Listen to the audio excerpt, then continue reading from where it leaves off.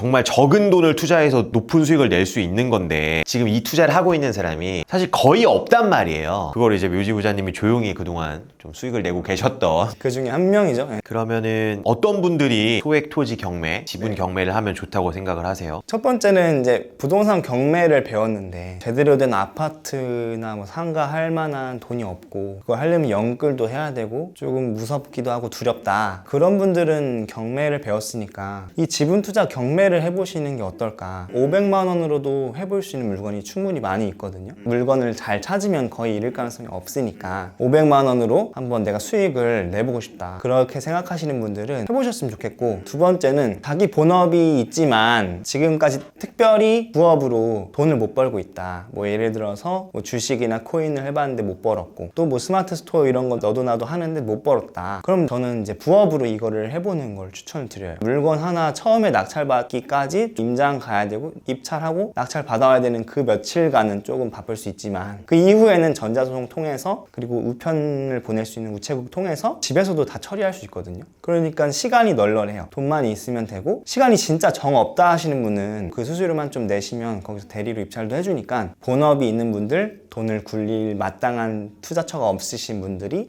부업으로 해보셨으면 좋겠어요. 맞아요. 이거는 손해를 볼 확률이 진짜 거의 없잖아요. 왜냐면 경쟁자도 이거는 진짜 없고 이제 결국 관건의 엑시트인데 그것만 조금 느긋하게 마음 먹을 수 있다고 하면 기존 소유자한테 매도를 할 수 있겠다, 그런 거를 사전에 파악할 수 있는 팁이 있으실까요? 팁이라고 하면 사실은 직접 가보는 게 제일 좋다. 직접 가서 묘지를 보면은 그 관리 상태를 누가 봐도 여기에 대해서 얼마나 애정을 쏟고 있고 얼마나 아끼고 있는지 그런 것들이 현장에 가면 느껴지거든요. 그럼 그 느낌을 토대로 저는 입찰가 산정을 다시 해요. 처음에는 위성사진만 보고 감정평가사가 쓴 감정평가서를 읽고 그리고 주변 시세를 이제 실거래 사이트를 보면서 파악을 한 거에 더해서 임장을 실제로 가서 느꼈던 그 분위기와 그 상태를 보면서 입찰가 조정을 하는 게 키포인트다 라고 생각을 합니다. 묘지 같은 경우는 제일 기본적인 묘지가 봉분만 있는 거고, 부차적으로 돌로 만든 상석이라든가 낭주석, 장명 등 그런 것들이 있으면 있을수록 좋고, 그리고 묘비가 있는 게 가족관계를 파악할 때 굉장히 유용을 해요. 실제로 등기부등본에 올라와 있는 기존 소유자들의 이름이랑 묘비에 나와 있는 그 이름을 대조하는 게 중요해요. 그랬을 때 그분들의 이름이 거기 묘비에 써 있다. 그러면 이거는 그분들이 연관된 묘지가 확실하잖아요. 그런 걸 확인을 하고 가는 게 안전한 거고, 벌초 상태도 확인하는 게 좋아요.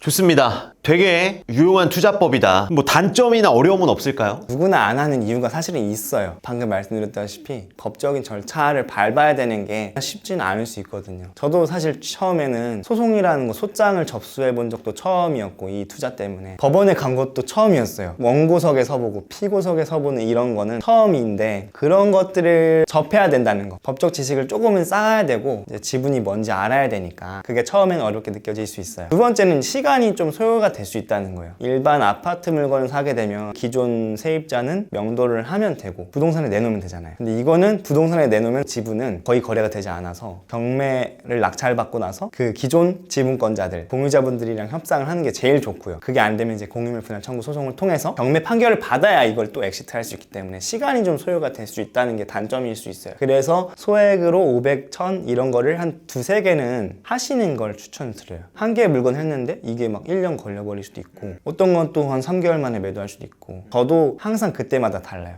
그러니까 기다림이 필연적이니까 뭐 1번 물건 기다리는 동안 2번 물건 하나 하고, 그러니까 이게 처음이 힘들지 한 번만 딱 낙찰 받으면 이게 또 재밌거든요. 맞아요. 매도하면은 이제 알게 되거든요. 이런 식으로 하면 되겠구나. 그러니까 말씀해 주신 게 이제 경매를 한 번은 했는데 돈이 조금 부족하거나 아니면 뭐 요즘 같은 경우에 이제 명의를 다 썼거나 그런 분들은 이제 소액으로 한번 돌리기에 고수익이 날 수 있는 부분이 있는 것 같습니다. 이상 묘지 부자님과의 인터뷰는 마치도록 하겠습니다. 네, 감사합니다. 감사합니다.